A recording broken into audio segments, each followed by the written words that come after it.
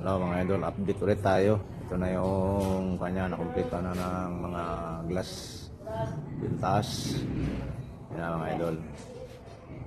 Update ulit tayo. Kumpleto na rin yung sa ilalim. Naayos na yung wiring.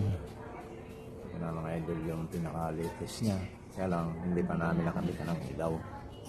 Yan po yung taas na. Yung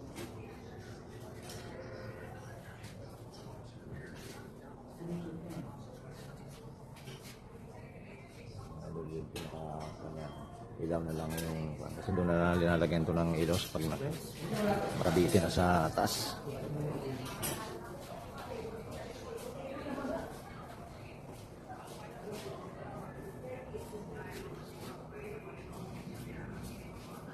Mabigat to idol, mga sa estimate ko nito mga nasa 400 kilos may ilang kasi puro glass ito.